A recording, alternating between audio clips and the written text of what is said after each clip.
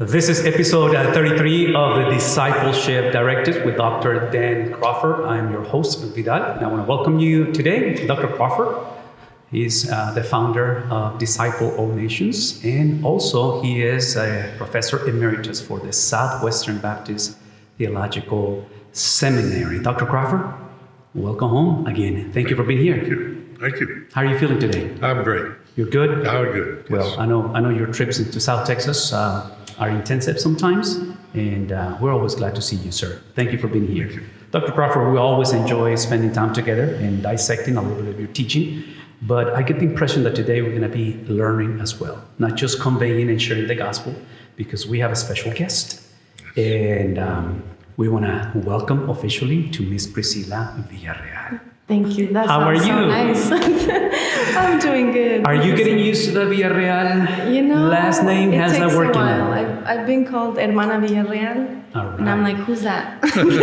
So that makes it more official and formal. Hermana Villarreal. Hermana Villarreal. That's Yes. wonderful. That's wonderful. Priscilla, thank you for being here today. Thank you so much. It's a pleasure to be here. Well, and we're just kind of an inside joke, but the Villarreal, the switch between Sotomayor and Villarreal is because you recently got married. Yes. That's kind of the thing that we're talking Yes, about. Now yes. remind us, how long you been married now? I've been married, I think, a month and a half. A month and a half. I was counting the days, but I just lost count already. A month and a half. Yeah. Now remind us how long you've been married. Several months and a half. Several months and a half, multiple months and a half. All right, so we're privileged to have you today. Thank you for being here. Thank you so much for the invitation. We always ask our folks, our guests, just to give us a brief kind of a just update on, in this case, marriage, a month and a half, life, how things are going for you. It's so exciting. Now we're living together. We have our differences. I'm very tidy whenever, I like to clean a lot, and he's like, let's go already. So it's just little things like that. And I mean, it's great. I'm loving it so far. And you, especially with you, which this is going to resonate with Dr. Crawford and I, you are a pastor's daughter. Yes. So Dr. Crawford and I, we love pastors' kids Is that because so? he is one of them. Number one, he's a pastor's kid, and then he's got kids of his own as a pastor. Okay. And I marry a pastor's daughter. So I definitely like pastors' kids, right? I definitely like those. And obviously we have 3 kids and also pastors' kids. So how's that working for you on that? Growing up in the ministry and For me, at the beginning, when you're growing up, I grew up in church, obviously. And when you're 10 years old, 12 years old, it becomes a routine. It really does. And once I started reaching my teen years, it's like you're in middle school, you're in high school, and that is where you start living your faith. That is when I know that I am a daughter of God, and I know I have to represent Him wherever I am. So that was a challenge. But around the age of 20, I became the youth leader. And, God just started, little by little, He started to show me, this is not supposed to be a routine. This is supposed to be just a relationship with Him, a relationship directly with God. How are you going to teach something to the teenagers if you don't have it? Exactly. So it just went on. It's just been a whole journey with God for me. You know how everyone has a testimony that says, this day I was saved, and this day from then on I stopped doing this and this. For me, it was a whole journey since I was little, learning about God, learning about the Bible, but I just keep getting closer and closer to God. Different trials, different situations, but all in all, the example of my parents is what has kept me going. Sure. Well, and I'll tell you that is reflected even as we are bringing you into the podcast, because part of what we do with the podcast is do a little bit of a reflection of what the ministry of Dr. Crawford has been for South Texas within the last year and a half now. Dr. Crawford, what is it? A little over. A little bit of a year, right? So you have been involved on our monthly gatherings with pastors and church leaders. And for you and your family, you guys have been attending the evening gatherings or seminars on Tuesdays once a month. Is there anything that you can think of as you have listened to Dr. Crawford teach and maybe got some of the books that he's brought us, gave to the pastors? Anything that you can think of that you have found helpful helpful to you, that you can say, okay, I remember that he said this, and serving the Lord, because you are obviously, serving in the church, and even your experience as a Christian. Is there any aha moments that you can think of, just principles? Because you got to remember, Dr. Crawford, the focus has been primarily in about a year and a half on spiritual formation, evangelism, and discipleship. That has been kind of the focus of the trainings for the last year and a half. So what can you tell us or remember, anything that you have found helpful, in your life and ministry? Okay. One thing is, I love what you said, brother. You said God doesn't need you. You said that. And sometimes we feel, since we're in so many areas in the church, it's like, well, if I don't do it, who will? He doesn't need you. He can put someone else in that area. And another thing, like you said, are you willing to go where you don't want to go? Are you willing to do what you don't want to do? Are you willing to sacrifice what you don't want to sacrifice? And that is something that my dad, growing up, he started as a veterinarian, right? He worked in that career for 12 years. And at some point, he decided, okay, I'm going to serve God completely. I'm going to surrender. And he sold everything. He sold the house. We had 2 vehicles. He sold one. We were all into this. And he said, me and my house will serve the Lord, and that includes everybody. So we went to a missionary camp, and we started living by faith in this camp. There was no paycheck. It was just literally living by faith. And for me, it was easy because I was young. I was 6 years old. For me, it was like a new adventure. I'm at a new house. Party time. It's a camp. It's like for a child, that's, it's incredible. But just growing up, it was just lessons that I learned. It was blessings. And then he becomes a pastor. Now he's in this church for 25 years.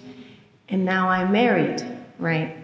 And I think, I was telling my husband, Eloy, you know that at your age, you are exactly 37. I'm 33. Exactly at this age, my dad started pastoring in Los Vecinos.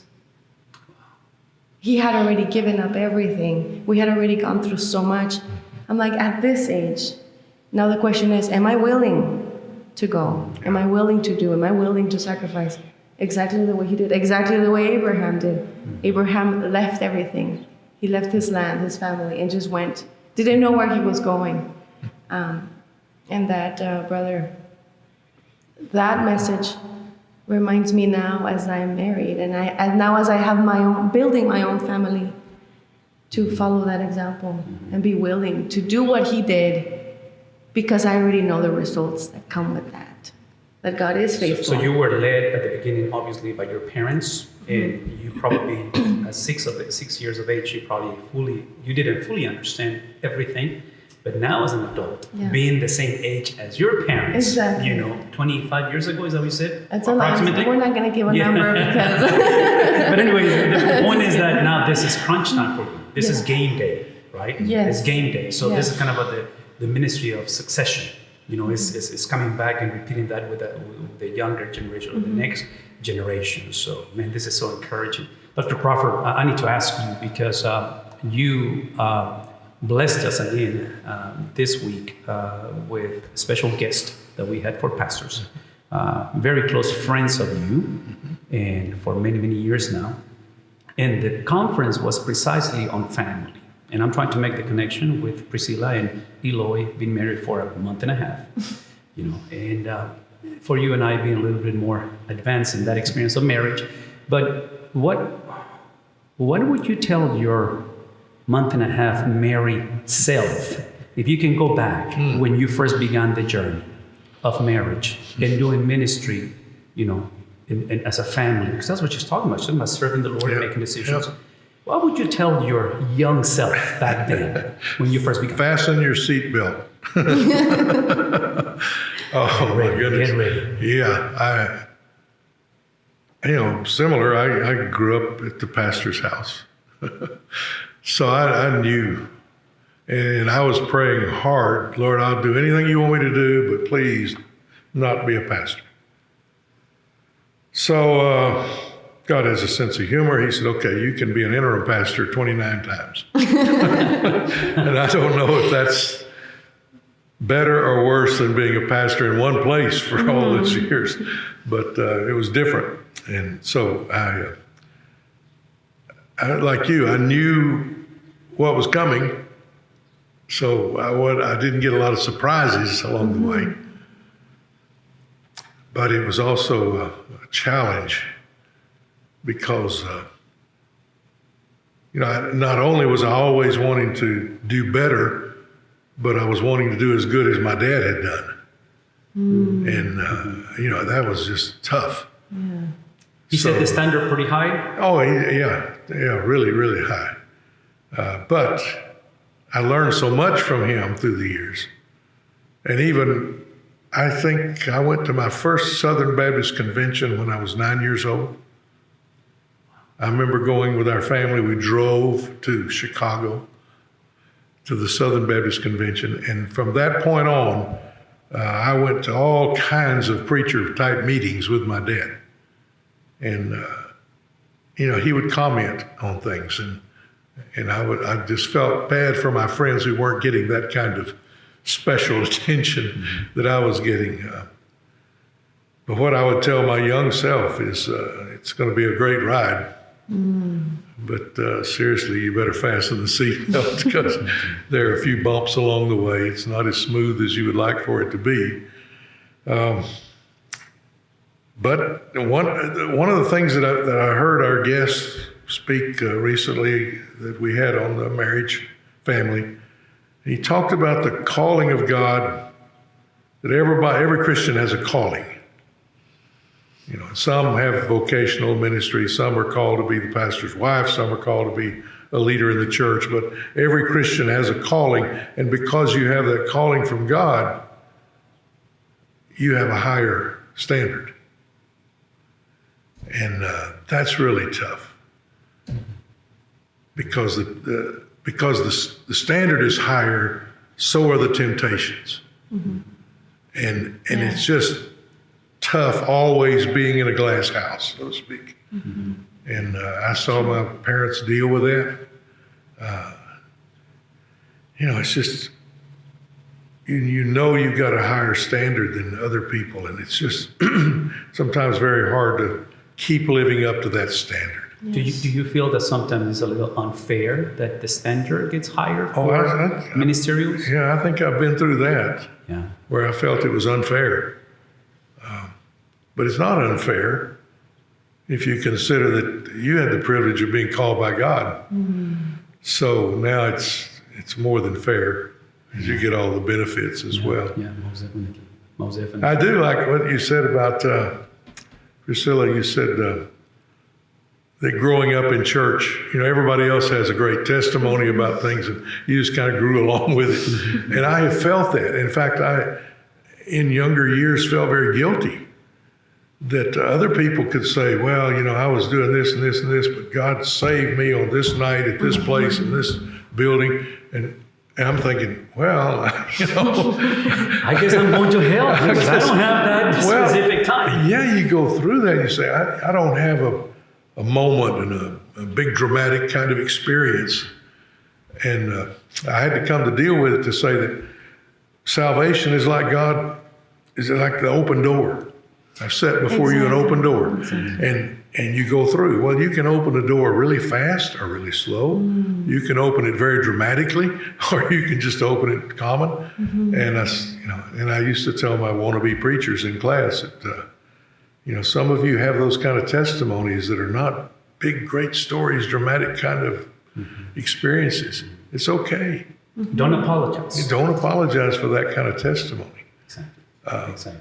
Exactly. But I can relate to what you were saying about you're just always there. And I think potentially, again, because we have this in common, obviously, in the sense that pastors' kids, raising pastors' kids, that our kids and eventually your kids, God willing, growing up in church, you may get into that place where you question and say, okay, I've never done anything radical in the sense of getting in trouble with the law. I never got kicked out of the house. So you don't have that radical testimony, and you might question and say, well, am I actually saved? Or what, So sometimes we think of salvation potentially that God saves you from, again, I guess morality, that you might think that because of your morals, you're saved.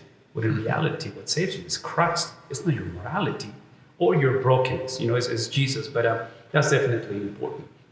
Mm-hmm. We're very excited for you. We're very excited to have you. And I just want to come back to you before we finish our time together. Yes, brother. Is there any questions that you may have for Dr. Crawford or I, in a sense of, again, I'm just thinking because you are so involved in church. And Dr. Crawford just said that earlier, in his life, in his walk with Christ, he didn't want to be a pastor. But the sense of humor from God is not only that he was called to be a pastor, but he trains pastors. And he's been doing this for many, many years. And that's part of the relationship of being here in South Texas. But in your case, not only just beginning marriage, but being raised in a pastor's home, and I didn't realize that you've been at Los Vecinos for 25 years now, or something like that. 25 years. Brother. That's becoming more and more unusual as you know, right? That's right. So, anyways, what a privilege! Yes. What a privilege, and what a legacy. And this brother Sotomayor, your dad, he is setting the standard high as well. Yes. So good luck. Good luck to you and your family. But it's part of the blessing. It's part of the blessing. It's just a blessing of that. But anyways, so again, life, vocation, marriage, church. I'm assuming that's where your life evolves. Those are your major pillars. Yeah. You get a chance to speak to Dr. Crawford for a few minutes. What might you ask him? Oh man. In that, can you think of anything that you would like to ask him? All right. Well, you said your dad left a very high standard, right? And I feel the same too. Mm-hmm. And sometimes we feel like, am I gonna fail at reaching that? Am I gonna be as he's just a man that loves God. Mm-hmm. Like if there's anything that people know is this man loves God. And I feel I want to be remembered like that. And there's many things that my parents, both of them, have done. Is it wrong to feel like scared that you're gonna possibly fail? Or what can I do to not feel that way? Well, with me, it just came down to I gotta be me. Mm-hmm. I'm not my dad. I've got to be me. Mm-hmm. And God made me this way, and this is the way I'm going to be. And I don't know what it would be like to be the daughter of a pastor. But somehow I think you got to come to that same, this is my life. This is what God's called me to do. This is who I'm going to be. And I'll never stop appreciating what my dad did and seeing that as a standard of sorts, but I can't be him. Mm-hmm. Mm-hmm. And it's going to be me. Yeah. And it's worked pretty well, I think. So I think you can think of principles that are transferable and non-compromisable. We don't compromise it, but then the uniqueness that those principles, you get the privilege to apply them and to experience it in your context. Because I can assure you, life was very different 25 years ago when you first came to Los Vecinos. Yeah. That's an understatement. Life was very different when you came to South Texas as a BSM director of what used to be Pan American College. So obviously life changes. And by the way, you will change with marriage. He's going to change. Everybody changes, right? But the beauty of the gospel is that we have a foundation that never changes. So whether it's dad, whether it's the previous generation, whether it's our kids or grandkids or great-grandkids, our prayer and desire is that this message, which is unshakable and unmovable, remains true through all this. So once again, buckle up, enjoy the ride. It's going to be a lot of fun. Marriage is a blessing, and it's like ministry. It has ups and downs. And it's exactly how this works in that regard. So, Priscilla, we are very grateful that you took the time to come and join us. We were looking forward for this conversation when he and I talked previously weeks ago. Having you, I was wondering, okay, schedule-wise, is she gonna be able? And, she just got married. I mean, a lot going on. And when you said yes, I was like, yes. She said yes. That's a great plus on that, because you bring a very unique perspective. We haven't had a whole lot of ladies. Typically, we get pastors, male, point of view, which we appreciate, but ladies are a major plus for us in the podcast. Would you agree, Dr. Crawford? Yeah. And I have a question for her, sir. Please. Yeah. Because you've been, on that Tuesday night session, you've been doing some interpreting, translating for me. What is it like to be there interpreting for me? All your life, you did that for your dad? Yeah. Okay. So I'm not your dad. You got a different voice, a different tone. And I'm speaking in English to a group that's probably 99% would rather have it in Spanish. And what is it like to translate for me? And be nice. I mean, I just let them know, hey, I tell my dad just speaks slow. But he doesn't. Well, we get excited. Yeah. So, I mean, it was great, brother. It was easy. You did it. You took your time. You did a few pauses and all that. But what I like about translating is, when you're listening to a message, you get distracted. Yeah. And you're like, but when you're translating, you cannot afford to be distracted. You cannot. So, it's a blessing, brother. Whether it's from English to Spanish, Spanish to English, I know that I'm going to definitely listen to that message. I'm going to assume with your dad, because you know this for so long, that you can probably finish some of his sentences. You anticipate things. Yeah, right? Because I already know what's coming. Yeah. You know him, and you know his preaching style and things like that. So I'm going to assume with Dr. Crawford somehow has grown into that, because you've done it multiple times, which Dr. Crawford, we're very grateful for your availability and allows us to do that on Tuesday nights with the translation interpretation, because it is challenging. It is challenging to do this simultaneously on that. And thank you for that, Priscilla. Yes, my pleasure. And Dr. Crawford, thank you for being flexible with that, because you're willing to deal with all this, nuances of interpreting, and it's just life in South Texas is very, very diverse, and will continue to be diverse. And thank you, because you have a missionary's heart on that regard. I think I said in an earlier podcast about speaking at the Belgian Bible Institute several years ago in Brussels. And my message was translated into German, Flemish, and French. Everything I said, I had to wait. And the French would come first, and then the Flemish, and then the German. And the German language, of course, is like a machine gun. It just it comes fast. And I was never ready. When my turn came, they were always everybody looking at me. Oh, it's my turn. But, you've got a 30-minute message in chapel. And it's going to get translated in 3 different languages, and so you end up with about 10 minutes worth, 8 or 10 minutes, and everything's translated. And I knew then it'll never be this bad again. Wherever I go and whatever the translation is, it's not going to get this bad ever again. So I'm glad to just be English to Spanish. This is good. For now. You never know how this may turn, right? This is South Texas. Okay. So you never know. Just be ready. I'm ready. Be ready for that. Again, thank you so much, both of you guys, for being here today. Priscilla, thank you so much for your time, and we appreciate you so much. Folks, the invitation is always the same. We'd like for you guys to share the content if you found it helpful. The website is discipleallnations.org, and we invite you to subscribe to the podcast. Have a wonderful day, and we'll see you next time. God bless. This is episode number 3 Discipleship. This is Directives podcast and Dr. Crawford. I'm Vidal. Dr. Crawford, how are you?